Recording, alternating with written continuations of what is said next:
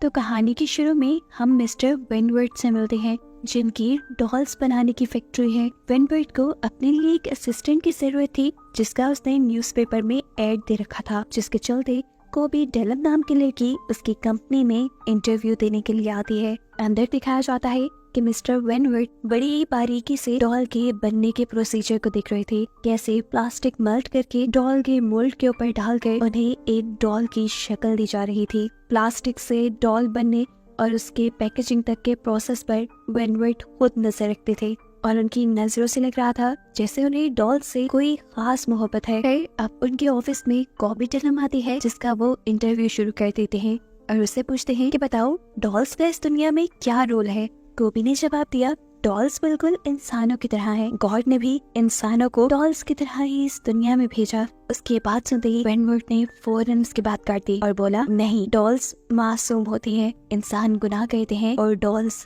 कुछ नहीं करती। खैर, ये कहने के बाद वो कॉबी डेलन को घर जाने के लिए कह देता है। क्वालिफिकेशन रिक्वायरमेंट से ज्यादा होने के बावजूद भी उसे कॉबी इस जॉब के लिए ठीक नहीं लगी। हालांकि कॉबी ने उसे यकीन भी दिलवाया कि वो बहुत मेहनत करेगी और अपने आप को प्रूफ भी कर देगी। खैर, कॉबी जैसे ही घर जाने के लिए पीछे मुड़ी तो हमें दिखाया गया कि उसे वेनवर्थ के ही किसी आदमी ने किडनैप कर लिया है। अब कोबी को जब होश आया तो वो वेनवर्थ के पैलेस में थी, जिस पैलेस को ठीक डॉल हाउस की तरह डिजाइन किया गया था। इस टाइम उसके सामने वेनवर्थ खुद बैठा था, जो उसे बताता है कि अगला पूरा हफ्ता वो यही उसकी इस डॉल हाउस में गुजारेगी और किसी ब्यूटी पेजेंट गेम की तरह उसे यहाँ के हर गेम में पार्टिसिपेट भी करना होगा। लेकिन कॉबी को इस सब में इंटरेस्ट नहीं था। उसने बहुत ही प्यार से इनकार कर दिया, लेकिन वेनवर्थ ने बताया कि यहाँ उसके पास कोई ऑप्शन नहीं है, उसे जो कहा गया है उतना उसे करना ही पड़ेगा। कॉबी उसकी बातों से बहुत ज्यादा घबरा चुकी थी।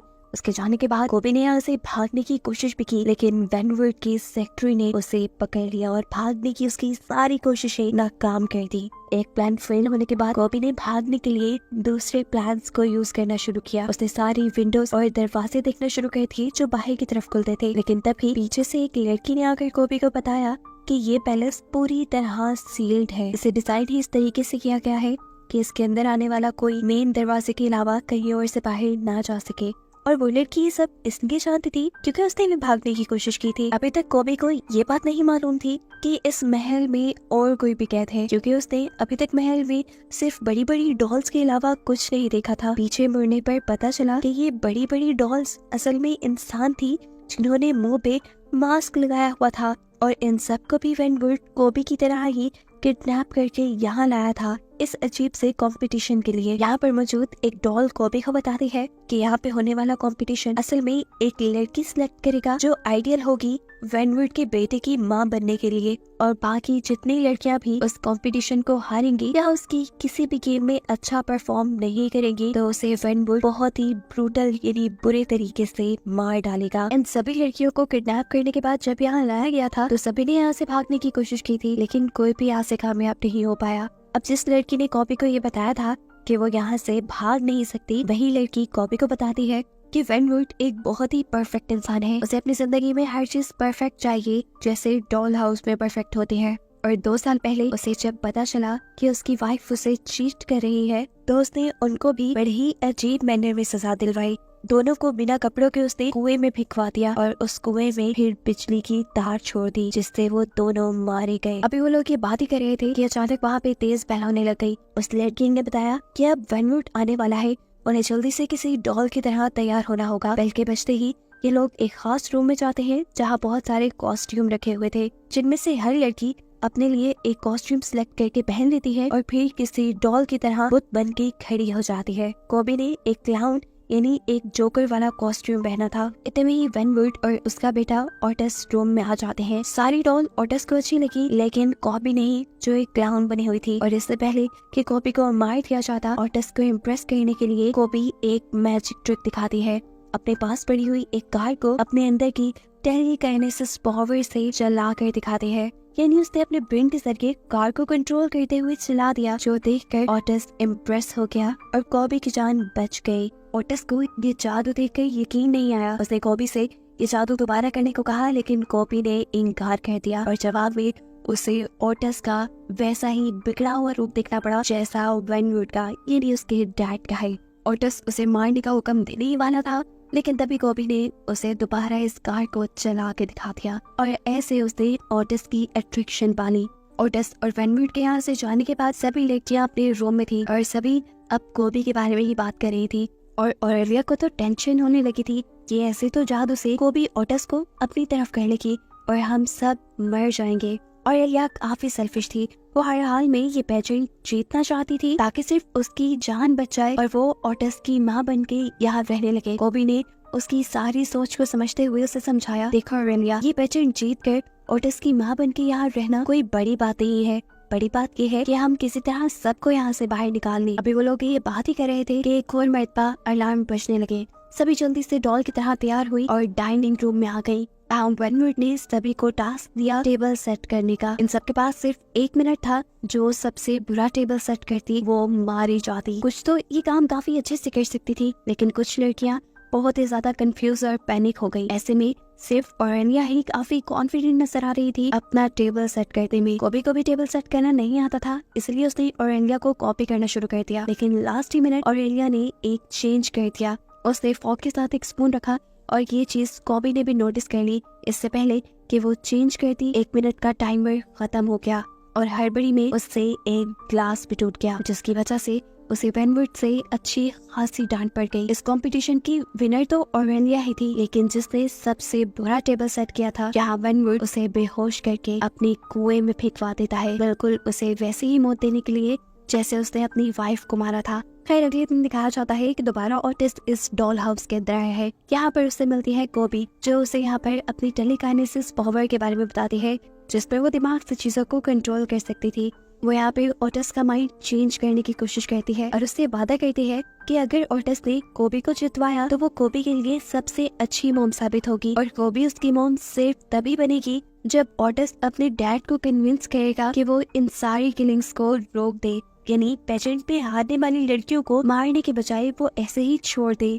अब दूर खड़ी ऑरेलिया जो इन पे नजर रखे हुए थी, उन्हें इन दोनों की बातें तो नहीं सुनाई थी, लेकिन हाँ उसे ये जरूर लगा कि कोबी ओटिस को अपनी तरफ करने की कोशिश कर रही है और ऐसे उसकी जीतने के चांसेस खत्म हो रहे हैं। जहाँ रात में दिखाया जाता है कि ओटिस कोबी के कहने पर वेनवुड से बात करने के लिए आया कि वो सभी लोगों को छोड़ दे और उसे कोबी अपनी मोम के तौर पे पसंद आ गई है। लेकिन इससे पहले कि वो ये सारी बात वेनवुड को बता पाता, उसने नोटिस किया कि वेनवुड अपने बिजनेस की वजह से बहुत परेशान है। वो और परेशान न हो जाए इसलिए ओटिस ने उसे कोई बात नहीं की। अगली सुबह एक और बेल बजती है, यानी इनका एक और कंपटीशन शुरू हो जाता है, जिसमें सभी लड़कियों को शर्ट्स दी गई थी और उन पर स्टार्च स्प्रे करके उन्हें प्रेस करना था। सभी अपने काम में लग जाती है और इनका फिर टाइम खत्म हो जाता है। इस मरतबा भी ऑरेलिया ने सबसे परफेक्ट शर्ट प्रेस की थी। एक दूसरी लड़की ने तो स्टार्च की जगह एक दूसरा स्प्रे यूज कर लिया था और कोबी ने अपनी शर्ट जला दी थी। अपनी गलती की वजह से कोबी को मारा भी जा सकता था, लेकिन यहाँ वेनवुड उसे मारने के बजाय उसका बस हाथ ही चलाता है, जिससे ऑरेलिया और ऑडियंस ये अंदाजा लगा पाती है कि कहीं न कहीं वेनवुड के भी दिल में कोबी के लिए जगह बनने लगी थी। अब वो जब चौथी लड़की के पास जाता है जिसकी शर्ट कोबी से बेहतर थी, उसको वो जानबूझकर 4 नंबर देता है और उसकी इस गलती के बदले कई मर्तबा उसके पेट में एक नोकदार चीज स्टैब करते हुए उसे मार देता है। अब सीन कट होकर हमें कोबी और उसके साथी को एक रूम में दिखाया जाता है, जहां वो डिस्कस कर रहे थे कि वो मरने के बजाय यहाँ से भाग भी सकते हैं, क्योंकि उनको ऑरेलिया ही जीतने वाली लग रही है। साथ ही कोबी अपनी साथी को ये भी बताती है कि वो ओटिस का माइंड अपनी पावर से मैनिपुलेट करने की कोशिश कर रही है ताकि वो कोबी को जितवाए और कोबी बाकी सबको यहाँ से फ्री करने में मदद कर दे। उनकी ये सारी बातें ऑरेलिया सुन चुकी थी और ये चीज अपनी पावर्स की मदद से कोबी को भी पता चल गई। उसके बाहर जाने से पहले कोबी भागते हुए डॉल रूम के अंदर जाती है और कुछ चीज ढूंढने शुरू कर देती है। इतने में हम देखते हैं कि ऑरेलिया कोई नुकीली चीज लेकर कोबी के रूम में आई और उसने पीछे से कोबी को स्टैब कर दिया। लेकिन फिर रिवील हुआ कि इस क्लाउन कॉस्ट्यूम में कोबी नहीं बल्कि एक स्टैचू था, क्योंकि कोबी ने ऑरेलिया को भांप लिया था। वो चाहती थी कि ऐसे ही कोई चाल चलेगी ऑरेलिया, इसीलिए पहले ही उसने अपनी जगह पे स्टैचू को खड़ा कर दिया और फिर ऑरेलिया को समझाने की कोशिश की कि जीतने और मरने के बजाय भी बहुत से ऑप्शंस हैं जिनको आजमाया जा सकता है। कोबी उसे बताती है, मेरे पास ये प्लान है कि हम अपनी जगह पर बिल्कुल ऐसे ही डॉल्स के पुतला को खड़ा कर देंगे। जब वेनवुड उनके सामने आएगा तो वो डॉल्स से ही बातें करता रहेगा, उसे ये पता ही नहीं चलेगा कि हम उसके सामने नहीं है और इसी चीज का फायदा उठाते हुए हम मेन डोर से भाग जाएंगे। अब सीन कट होता है और हमें दिखाया जाता है कि ओटिस अपने घर में जागा है। उसने अपने डैड और उसके मैनेजर को बातें करते हुए सुना कि वो बाकी लड़कियों का आखिरी टेस्ट यानी वफा का टेस्ट करेंगे और जिसने बेवफाई की वो मारा जाएगा। अब वेनवर्ट इस डॉल हाउस के अंदर आ जाता है और इनके नए कंपटीशन के लिए बेल बजा देता है। ये वो टाइम था जब कोबी को अपने प्लान को एग्जीक्यूट करना था। ये लोग वेनवर्ट को धोखा देने के लिए उसकी बताई जगह पर स्टैचू खड़े कर देते हैं, जिसके बाद कोबी अपनी टेलीकाइनेसिस पावर की मदद से डोर का लॉक ओपन करती है और ये तीनों उनको झांसा देते हुए यहाँ से निकल जाते हैं। कोबी को यहाँ से जाना अच्छा नहीं लग रहा था क्योंकि उसने ओटिस से अच्छी मोम बनने का वादा किया था। वो ऑरेलिया और अपनी साथी को कहती है क्यों ना हम ओटिस को भी अपने साथ ले चलें। तो तब ऑरेलिया जवाब देती है तुम्हें ही मुबारक हो तुम्हारा अच्छा मोम बनना, मैं तो जा रही हूँ। ये वही ऑरेलिया थी जो पूरे एपिसोड में अच्छी मोम बनने की कोशिश कर रही थी और अब मौका मिलते ही वो यहाँ से ऐसी भागी कि कभी लौट के नहीं आएगी। उसके पीछे जो दूसरी साथी थी उसकी भागने में स्पीड कम थी। ऑरेलिया को लगा कि उसकी वजह से वो पकड़ी जाएगी, इसीलिए ऑरेलिया ने अपना भागने का रास्ता बदल लिया। लेकिन इससे ज्यादा कुछ हुआ नहीं क्योंकि उसके रास्ता बदलने से पहले ही वेनवुड का सेक्रेटरी उसे देख चुका था और वो उसे शूट करके मार देता है। उसके साथ साथ उनकी दूसरी साथी को भी, और बच जाती है वो सिर्फ कॉपी जो वापस ओटिस से अपना वादा पूरा करने के लिए गई थी। उसकी वफादारी को देखते हुए अब वेनवुड ने फैसला किया था कि वो कॉबी को ही अपने बेटे की मॉम के तौर पे एक्सेप्ट करेगा। अब सवाल यह है कि उसे ऑरेलिया और दूसरी लड़की के भागने के बारे में पता कैसे चला। असल में उसने इन बड़ी बड़ी डॉल्स के अंदर माइक्स लगाए हुए थे, जिसकी वजह से वेनवुड पहले ही इनके प्लान के बारे में जान गया था और इसीलिए तो वो इनका फेथ टेस्ट ले रहा था, जिसमें कोबी पास हो गई क्योंकि वो वापस ओटिस से अपना वादा पूरा करने के लिए आई थी। और अब फाइनली उसे ओटिस की मोम बनाने के लिए वेनवुड उसे एक डॉल बनाने का फैसला करता है क्योंकि उसे लगता है कि एक डॉल ही गुनाह नहीं करती और एक डॉल ही अच्छी मदर साबित हो सकती है। इसलिए अब कॉपी को एक मशीन पर लिटा दिया गया जिसके अंदर प्लास्टिक वेल्ड करके बड़ी बड़ी डॉल्स बनाई जाती थी। अब गरम गरम प्लास्टिक कॉपी की बॉडी पर लगाकर उसकी बॉडी ये लोग प्लास्टिक से सील करने वाले थे। वो भी यहाँ से जाना चाहती थी। वो अपनी पावर्स का भी इस्तेमाल करती है जिससे रूम की लाइट्स तो फ्लिकर करती है, लेकिन वो अपने आप को इस मशीन से छुड़वा नहीं पाती। और फिर सीन कट होकर हमें दिखाया जाता है कोबी को एक पूरी डॉल की शक्ल में जो अब वेनवुड और ओटिस की खिदमत कर रही थी। एकदम से वेनवुड का चाय का कप उछलकर छत से लगा और देखने को मिला कि इस टाइम उनके घर में 2 विचेस यानी जादूगरनी आई हैं, जिनको कोबी ने ही अपनी टेलीकाइनेसिस पावर की मदद से यहाँ अपनी मदद को बुलाया था। लेकिन क्योंकि कोबी की पावर्स इतनी ज्यादा स्ट्रॉन्ग नहीं थी, इसीलिए विचेस को उसका मैसेज देर से मिला।